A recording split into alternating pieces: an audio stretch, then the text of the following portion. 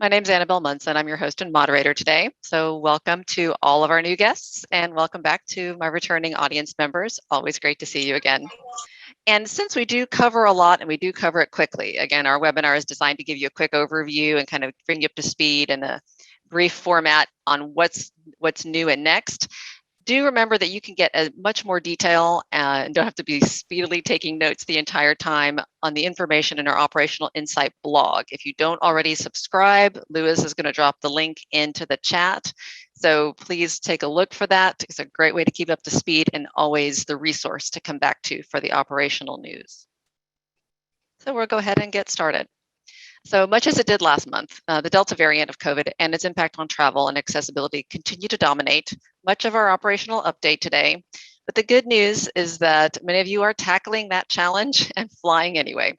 We're seeing trip leg booking requests continue to increase and lots of operators continue to research the feasibility of international trips.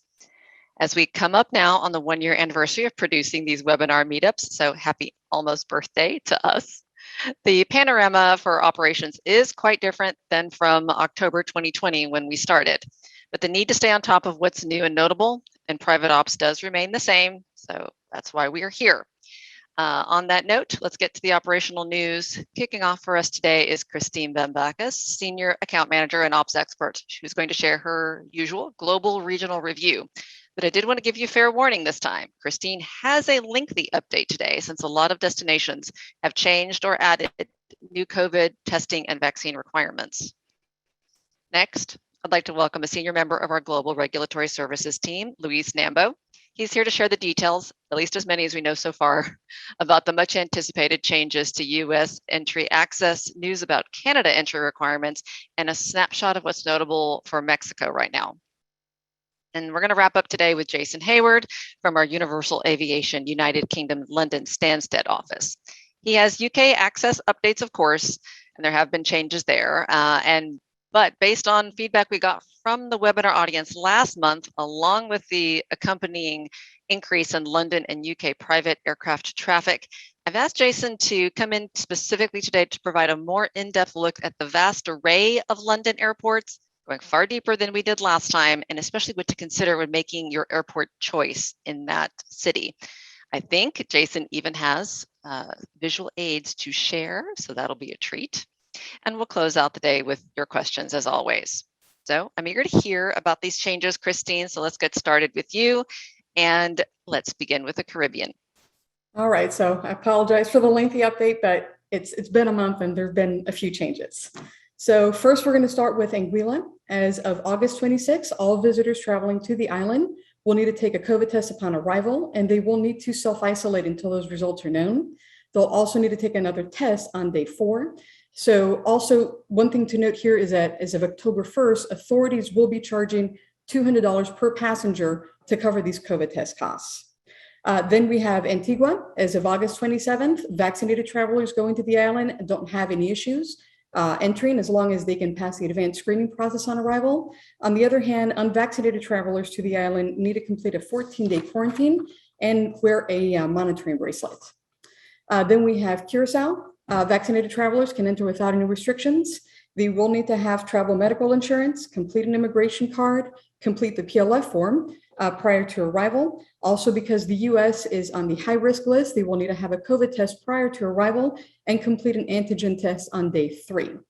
Then we have the Cayman Islands. As of September 9th, they are permitting limited tourism to come into the country, but it is accompanied by quarantine that can be reduced to day 6 with appropriate testing. The next phase of the reopening, which was in October, has been delayed right now because of the COVID cases that are on the island. Then we have Turks and Caicos. As of September 11th, all travelers going to the island ages 16 and up will need to be vaccinated to enter the country. Then we have St. Martin, the French side of the island, actually. For US travelers that are vaccinated, they can enter for any purpose. The unvaccinated travelers are now restricted to enter the country for compelling reasons only. And if you guys recall the previous form that they had, there are only 4 or 5 purposes that would be permitted into the country. And then we have the British Virgin Islands. If you can show proof of vaccination, you can go ahead and enter. You will need to complete a rapid COVID test upon arrival. For unvaccinated travelers looking to go, they will need to do additional COVID testing and complete a 7-day quarantine. Got it. All right. So then let's move on to Central America for a quick review. The country to mention here is Panama. If you can show proof of vaccination and 14 days have passed since your last dose, then you may enter the country without the need for a pre-arrival COVID test and without the need of quarantine. And this is for any departure point into Panama. Great. How about South America? The one country here is Argentina. They just announced that they are going to be reopening the country in a phased opening. The first, milestone is going to be September 24th, where approved foreigners for work purposes that have appropriate approval from immigration will be able to enter the country. The next opening that's, going to be the big marker here is November 1st. They plan on permitting foreigners to come into the country for any purpose. A lot of the details are unknown right now, but they are planning on requiring vaccination or PCR testing along with some quarantine. So we're going to have to monitor that. All right, we'll keep an eye on that one. So let's go ahead and go to Europe. I know you have a bigger update here as well. So what's changed there? So for Europe, the first country to mention here is Sweden. US persons going to Sweden may do so if they first go through another EU country, such as Denmark. You will also need to make sure that passengers are vaccinated and they get a COVID test 48 hours prior to arrival. Then we have Belgium. They have downgraded the US, and as such, travel is for essential purposes only. Of course, quarantine will be required. The only other exemption is if you have an EU vaccination certificate. And as of this moment, they do not recognize the US CDC card. Then we have Spain. US travelers can go to Spain for any purpose as long as they're vaccinated. If they're not, then they're restricted from entry. Then we have Estonia. The US was placed on the high-risk list, and as such, vaccinated travelers can enter for any purpose. Unvaccinated travelers are restricted to enter for essential purposes only. Then we have Switzerland. Entry is permitted for any US person that is vaccinated. The only time that quarantine would be required is if you enter or pass through a restricted country, and the US is not on that list. And then we have Italy. US persons can travel to the country as long as they're vaccinated, have a PCR test 72 hours prior to arrival or an antigen test, and of course, fill out the passenger locator form. And this goes for any US person that comes from the US or has been in the US in the preceding 14 days. Then we have the Netherlands. As of September 4th, they have placed restrictions on the US because they were removed from the safe list for the EU. As such, you can only come in if you're vaccinated or meet certain exemptions. Quarantine is required for entry. It's 10 days. It can be reduced to 5 days with appropriate testing. Some exemptions to this quarantine is permitted if you can prove essential purposes, such as business, and you're going to have to provide proof of that. And of course, for entry, you will require COVID testing. Then we have France. As of September 12th, the US was removed from the green list and placed on the orange. As such, vaccinated travelers, there's no change. They can enter for any purpose, but unvaccinated travelers are now restricted for those compelling reasons, the same with the French side of St. Martin. Then we have the Czech Republic. The US was placed on the high-risk list. So vaccinated travelers, no change. Unvaccinated have additional testing requirements and a 10-day quarantine. We then have Cyprus. In addition to all the other requirements that are already in place, US persons will now need to get a PCR test 72 hours prior to arrival and also complete a COVID test upon entry, and they will need to self-isolate until those results are known. Then we have Austria. As of September 15th, the US was removed from the low-risk list of countries. So vaccinated travelers can come in for any purpose, but as with the Czech Republic, it's the same here. So unvaccinated travelers have additional testing requirements and a 10-day quarantine. You weren't kidding. We do have a lot of changes this time around. So what is news from the Middle East? For the Middle East, one country to mention here is the UAE and specifically the Abu Dhabi Emirate. They have announced that vaccinated travelers from the red country list where the US resides are now permitted to enter the country. They will need proof of vaccination that needs to be uploaded through an online platform, a PCR test 48 hours prior to arrival with a QR code on it. They will need to complete also testing on day 4 and day 8. They will need to obtain travel health insurance, and they will also need to download an app that they activate upon arrival. The one note here, and this is where I think we're going to start seeing some changes that may go further for other countries, is that vaccinated crew can enter the country without any restrictions, but if they are unvaccinated, they will need to quarantine in their room for the length of stay. Got it. Okay, thank you. And then let's finally move to the Asia Pacific region. The one country to mention here is the Philippines. The US was placed on the yellow list that was finally announced within recent, about a week ago. And as such, if a person is coming from the US or if they've been in the US in the preceding 14 days, then they will need to complete a 14-day quarantine at an approved facility. And they can reduce this to 10 days by taking a test on day 7. Got it. Okay. I did want to wrap up, Christine, to touch on, give you a chance to take a breath, but are there any high traffic events that are coming up as well and into these regions? The one event that is coming up in November is going to be the Bloomberg financial event taking place in Singapore between the 16th and the 19th, if I'm not mistaken. Right now, everything is on track. We're still waiting to hear more information. The event does have government approval and or backing, but as far as the entry requirements, we're looking at what's current, but we're not going to really know until closer to the event on what the exact, I guess, restrictions will be. Got it. And good to remember, always be checking closer and closer to the events and be checking far in advance. So thank you, Christine. I did want to, one more time, our public service announcement on this subject. Be sure to check the Operational Insight blog for the latest updates so you don't have to be frantically writing all of this down. And in the end, your personal trip planning and feasibility is most essential because you've got the unique circumstances for your operation and your particular passengers and crew. Okay, so I know Lewis is dropping in those links as needed into the chat. Again, thank you, Christine. She's going to take a breath before we get to our questions. In the meantime, I'm going to bring on Luis Nambo of Regulatory Services fame. Welcome, Luis. Hello. Thank you for having me. First time. I know you were a frequent attendee, but your first time on stage with us, so welcome. Thank you. Luis, you come at a very, very interesting time.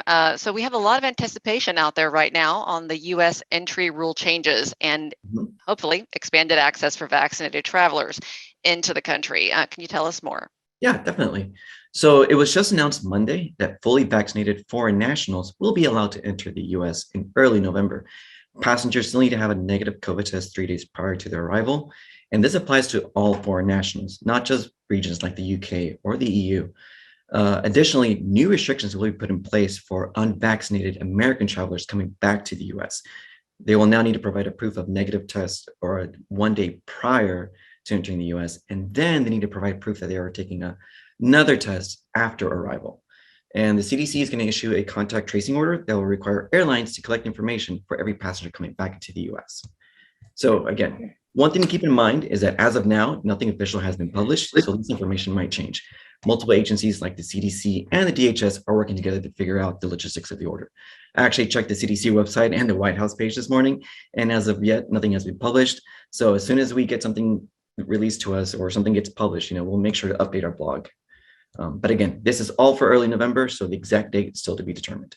But for now, until we receive guidance as to how this is all going to work out, all of the same restrictions are in place. So the list of suspended countries is still the same, and everyone, with the exception of crew, still needs a negative COVID test before coming into the US 3 days prior. Foreign nationals will still need a national interest exception, if not exempt from the proclamations. And as always, a best practice is to have the 14-day travel history for everybody on board. With all the constant changes going on around the world, it's always a good idea to enroll in STEP to have a direct contact with the local US embassy or consulate should something happen while outside the country. Great. All right, Luis, so good to hear. We've got good news coming soon. I know not soon enough for some, but soon. So on the note of big news, I know that there are continuing changes in Canada, and some of them seem to be pretty positive. So what's brewing in that region? Yeah, so as of September 7th, fully vaccinated travelers are able to enter Canada. Proof of vaccination and other mandatory travel information must be provided via the ArriveCan app, which is required for both crew and passengers. A negative PCR test within 72 hours is still required to enter. And I want to mention crew here. Normally, active crew are exempt from this requirement and many other requirements, including visas. However, If they intend to stay in Canada for more than 72 hours, everything that applies to passengers applies to them as well, including having a negative PCR test. Airports eventually have expanded it to a total of 10, with Toronto Island being the most recent one added. We are hearing rumors, though, that this number is going to increase. With the results of the election from this past Monday, this will more likely bring around changes, but we'll be closely monitoring that situation, and we'll update our blog as soon as we hear something from them. I do want to touch on some issues that we keep hearing from the operators going to Canada, mainly dealing with the telephone reporting center. Looks like it's been taking about around sometimes 1 to 2 hours to get a hold of somebody. And even then, you have to give the ArriveCAN clearance number that for each crew and passenger. So it's kind of a struggle to get accurate information over to the officers. All right, so patience, once again, pack it in droves. Okay. For sure. All right, and so let's go ahead and wrap up with Mexico. Yeah, so everything is still pretty much the same there. Nothing really has changed.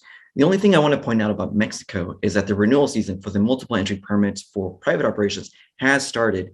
AFAC is now accepting permits for the 2020 or accepting requests for the 2022 permits, and we highly encourage operators to go ahead and submit everything before the end of the year.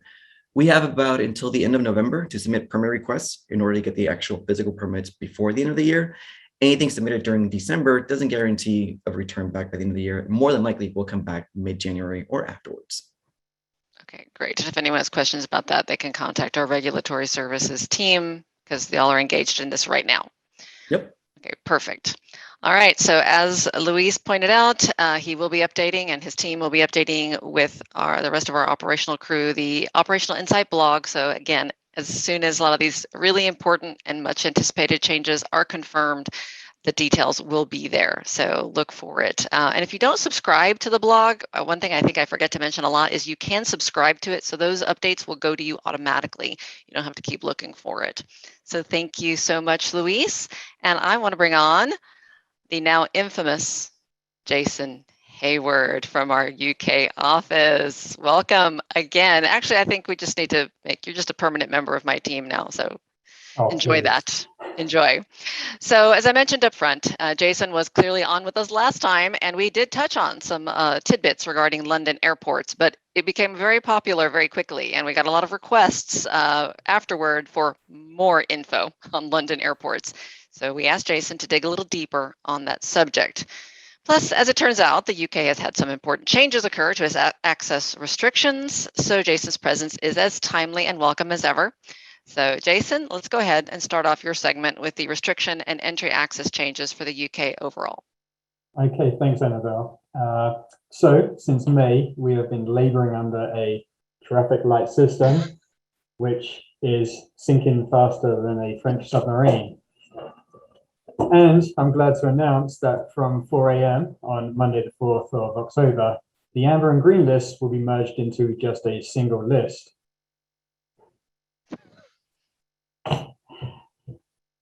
I'm waiting for Industrial Light and Magic to sign us up, but it hasn't happened yet. So the red and green list will be just a single entity now. The amber list is being absorbed into the green list, and anyone who is fully vaccinated with a qualifying vaccine will no longer have to take a PCR test before traveling to England from a green list country. That includes all of Europe and many other popular destinations such as the United States and Canada. They will still have to complete the passenger locator form and take a PCR test on day 2 after arrival, but that will be replaced by a cheaper and simpler lateral flow rapid antigen test to be announced at the end of October. There's no need to take a test prior to travel. So that's the other important bit. So what is a qualifying vaccine? So that is an FDA approved vaccine, an EU approved vaccine, and the UK NHS vaccine, and announced just this morning from the 4th of October, a vaccine administered in the UAE will also be acceptable. Great. There are changes. So those are the changes. We have changes everywhere today. This is pretty awesome. Actually, this is rare because someone's making something simpler. So we should embrace that. I think we just keep holding up your signs. Perfect. I should also note before someone at the back of the audience asks, Scotland will also be switching to the same simplified light system, but they are retaining the need to take a PCR test prior to travel. So that's important to note. That's for Scotland only. I know we had a question about that. So look at you preemptively getting to it. I appreciate that. So thank you very much for that portion of the update. And as advertised, though, we do want to go ahead and take a look at the more of the specifics about selecting the right London area airport for your operating needs. So I think yet again, we have a fabulous new visual aid to support this. So I'm going to bring that online while you get started. Great, thanks, Annabelle. So London's quite a unique market. You know, when you're often traveling to other locations around the world, there's very little choice in terms of the airport you're going to. If you're flying to Paris, for example, you are almost certainly going to Le Bourget. London, however, has a much broader choice of airports to choose from. In fact, as you'll see from the map, they are circled around the capital. So choosing the right airport is key to ensuring the passenger does not waste unnecessary time on the road, or that you're seeing your operational budget busted. London's 30 miles across in every direction. It's a big bustling city. To the west, you have the M4 and M3 corridors. You'll find Farnborough, which is going to be the best choice if you're visiting one of the many tech or telecom companies in the area, or if you're attending a sporting event like Wimbledon or Twickenham. It's also home to Gulfstream maintenance, but you should note that Gulfstream send fast teams out to all London airports. The airport's only open from 7 a.m. to 10 p.m. and there are no extensions. That 10 p.m. is a hard cutoff. So if you're running late, you will get diverted. It takes about an hour and 15 minutes to drive to the city, and keep in mind costs, as fuel is around $4.20 per gallon. To the northwest, you have Oxford. It's a 90+ minute drive to the city, but it's a great location if you're accessing the university or the Cotswolds. It's it's also close to many of the Formula One teams who are based around the area. Now, Heathrow Airport, please don't do it. The costs for a start are eye-watering. And I know many of you will have passengers with connecting commercial flights, but over the years, I've taken a lot of calls because someone's missed a slot and they're complaining that the next one's not available for 6 hours or more. So if I had £1 for every one of those calls, I'd be riding in the back of a Global Express rather than putting chocks under them. Instead, try doing those trips through Northolt, which is just a 20-minute drive away from Heathrow. Northolt, being a military base, offers excellent privacy and security, but its biggest selling point, it has by far the shortest drive time into London's West End, where most of the 5-star hotels are located. You can go from the ramp to tea at the Ritz in under 30 minutes. This is why Northolt is used by the Queen and the UK government when they are traveling abroad. And it's a universal location, so we'll make sure you get the royal treatment. Luton to the north has forever been a popular choice, but this is where you also might want to consider another important element, and that's your parking costs, as Luton is some of the most expensive parking in London. You can expect to pay in excess of £105 per hour for a Global Express or a G5 sized aircraft, something to seriously consider if you're parking for several days. It's been closed every night during the summer, so you're missing an important scheduling flexibility element to your trip planning there. It may be opening again 24/7 for the winter. We're just waiting for Luton to announce its plans. Stansted to the northeast is open 24/7. It has a 10,000-foot runway offering good scheduling flexibility, large self-maneuvering parking areas, which are priced typically around half the parking costs at Luton. Fuel is currently around $2.25 per gallon.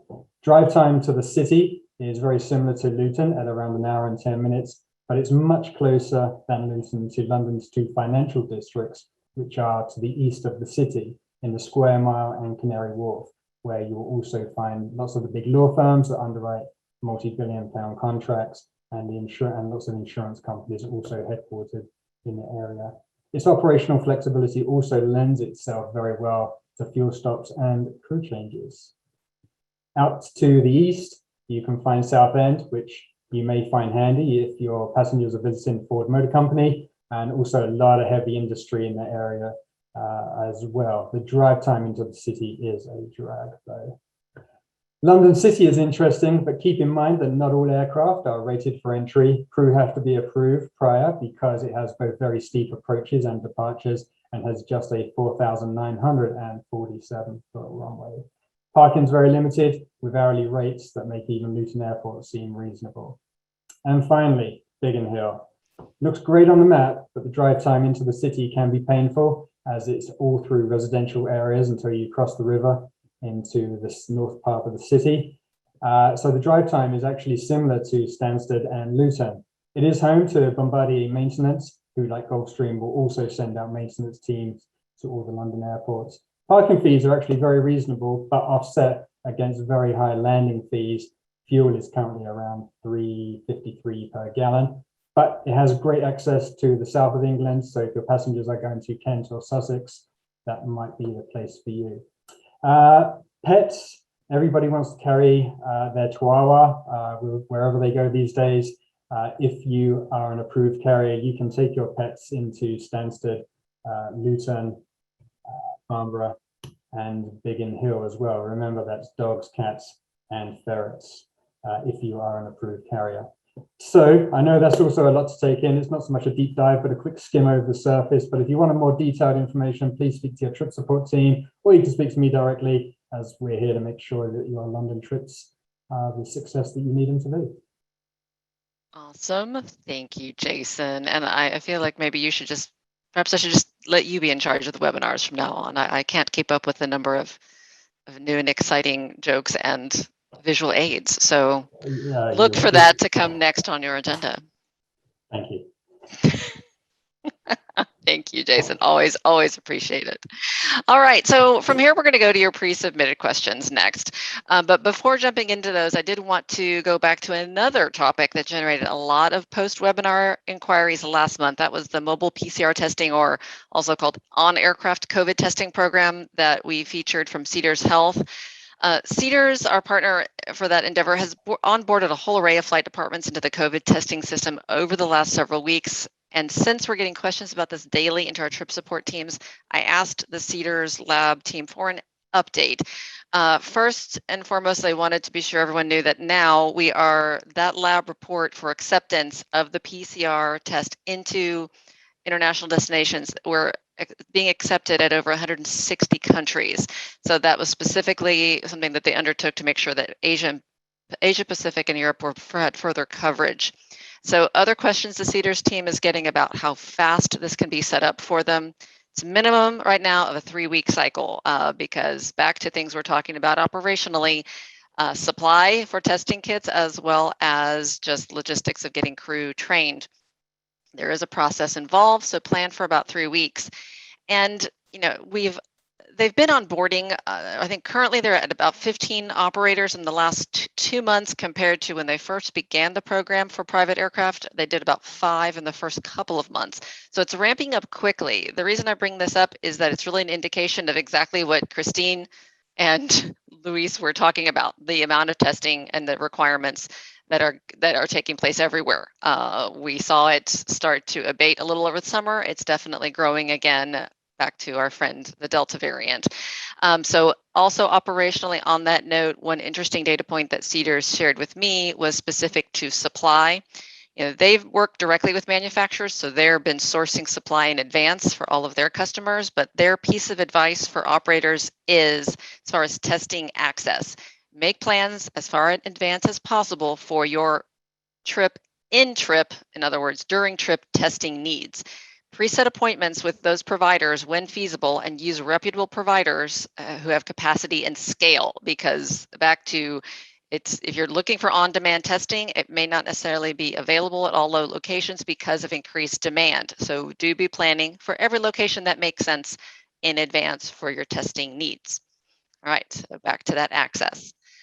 Okay, so on that note, I did want to point out that if you've got any questions about that on-aircraft COVID testing, Lewis is going to drop some links into the chat, so feel free to review that and get back to our trip support teams or to your account manager.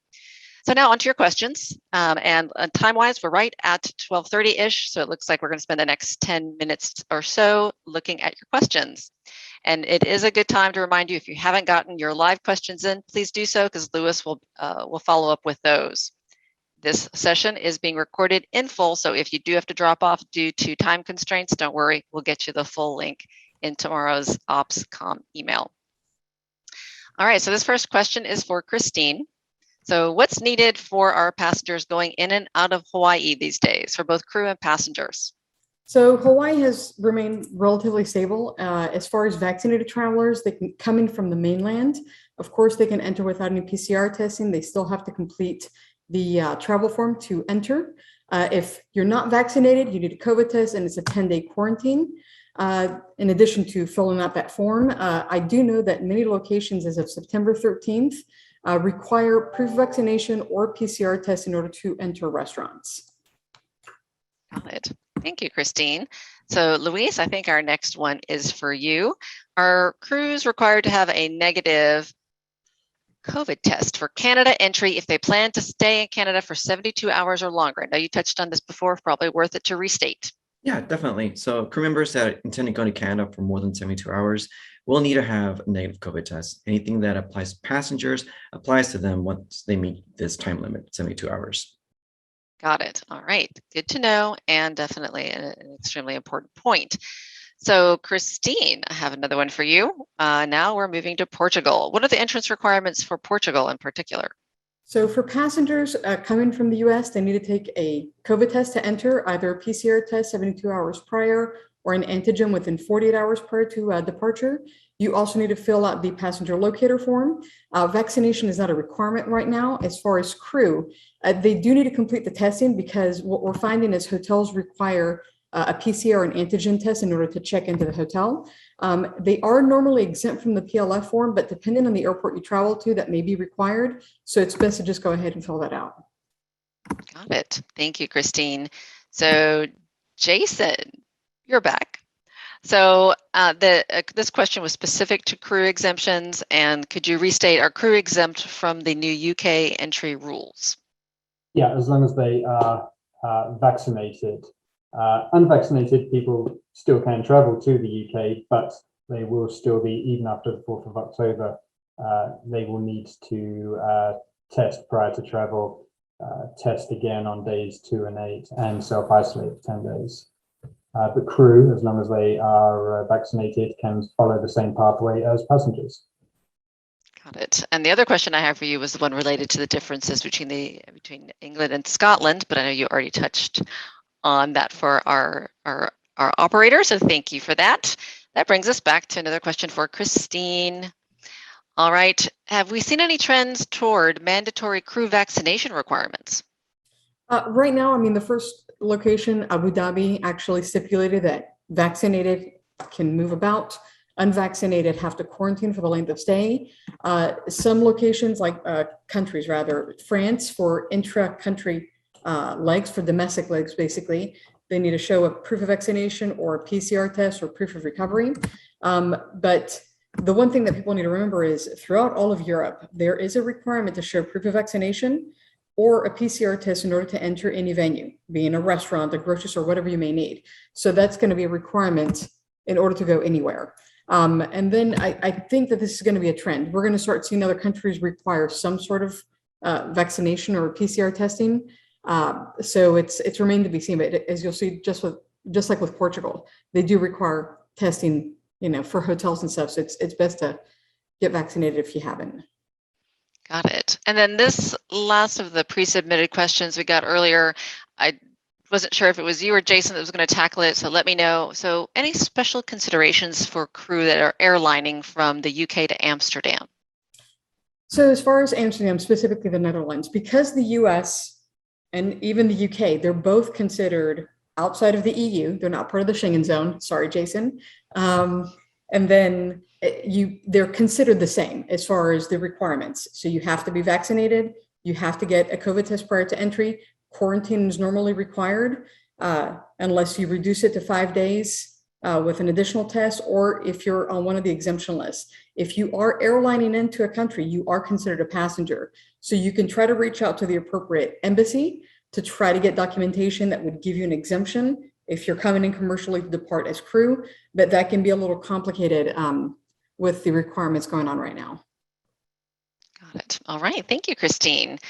So from there, we're going to go to our live questions. I know, Louis, you've been working in the background, engaging with our guests via the chat, and as well as dropping in those useful links. Thank you for that.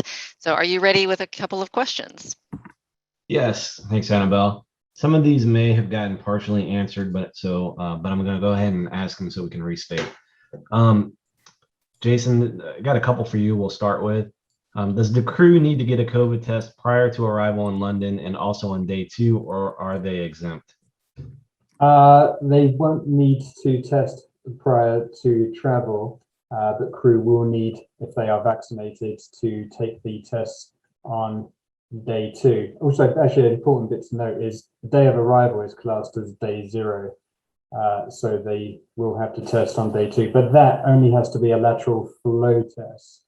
Here at Stansted, we actually provide those for free to crew that ask Great. for them. Another one for you, Jason. So I understand a PCR test is required after October 4th on day 2 for vaccinated PAX and crew. Just passengers.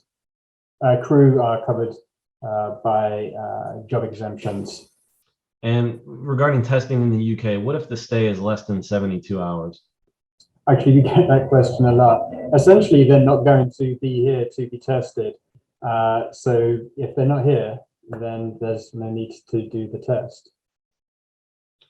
Great. And then just to clarify on your answer, I know you answered in the chat about the FDA approved vaccines, but does that include the emergency use vaccines like Moderna and Johnson & Johnson? Yes, it does. Actually, that's why we don't use the terminology double jab, because there are several vaccines that is, like Johnson & Johnson, that is a single jab. So yeah, if it has an FDA approval, even if it is under an emergency approval, that is accepted. So if you're flying into the UK for a crew swap, is there a PCR testing requirement? Is there vaccine requirements apply? Do the vaccine requirements apply to flight crews flying in commercially? That is actually a kind of the advice that we have given all through since May is that bring with you a letter from your company on headed paper stating what you are doing. Make sure you put your crew IDs with you, and the guy at the border gate should let you through under a crew exemption. Following that advice, we have not had any issues or any negative feedback from anybody traveling through Heathrow, for example, coming to the UK to pick the plane up. So yeah, remember that. A letter stating your business and what you're doing, and making sure you put your crew ID to hand. Christine, what are the requirements for crew airlining from Paris to AMS? Well, for that type of flight, it's considered intra-EU. So technically, you don't have to show any proof of vaccination, proof of recovery, or any negative COVID test. But you may want to check that in advance, just because you may be asked, how long you've been in XYZ location. So it depends on your length of stay in Paris. You would want to check that in advance, just to make sure that they don't have those stipulations for the preceding days. And then I believe this is the last one that I have. Christine, what are crew considerations going into Cyprus for a week? Does everyone, regardless of vaccinations, need to take a test while waiting for results on landing? So crew that are vaccinated don't need to do the PCR test prior to arrival. The unvaccinated crew do, and it needs to be done within 72 hours of arrival, or a rapid test within 24. Now, the regulation does stipulate that they want crew to self-isolate in the hotel room for length of stay, but we would want to just double check that. That's what the regulation states, but they may provide exemptions for that. Thanks. And then we just got another one. I'll just throw it out to the group. So planning a trip from the US to Wharton, UK for about 3 days, then going on to Cinque Terre in Italy and possibly Rome or another stop. What would be our requirements? Actually, it's very simple. If it's after the 4th of October, the passengers, no need to pre-test prior to coming to the UK. They just complete their passenger locator form, make sure they've got their day 2 test booked already, because they will still be here for that. And then the crew, if they are vaccinated, will just need to take the lateral flow test on day 2. Great. For the Italy part, yeah, go ahead. For the Italian part, because these persons have been in the US in the preceding 14 days, they'll need to be vaccinated, have a COVID test prior to arrival, either PCR or antigen, and complete the PLF form prior to arrival. Thanks, Christine. I've got a question about vaccine certificate validity. Have we heard anything about when those might expire? if someone was, vaccinated way back in March, have we heard anything about when that could end? The validity. I currently haven't seen any real expiration dates to those. I think those may be coming down the line, but as of right now, they're accepting any vaccination card. That's the same. That's the same for the UK as well. There's been no talk at the Home Office about sticking an expiration date on these things. Great, thank you. Christine, can you give us an update on Malta, the latest? I'll have to check that. I know that they do permit US persons that are vaccinated, but I'd wanted to just double check that. Caught me off guard. Sorry, we'll follow up on that one. And then one more, Christine, parking in St. Thomas right now. What have you heard? I haven't heard of any issues right now as far as parking is considered. Of course, we do have the upcoming holidays that always put pressure on the Caribbean. So probably mid to end of October throughout the new year, I expect that there will be heavy requests for the region. I think we've answered all the questions that have come through via the chat. If we missed one, please resend it right now or jump in, but I think we've answered everything so far. Great, thank you, Louis. I'll let everyone consider that, see if there's something that we missed, or if you want to bubble it up to the top for the moment. While I do a bit of a wrap up, so I did want to thank everyone for joining today, and especially thank our panelists for their time and talents and their preparation. I do hope to see all of you back again with us for a webinar in November.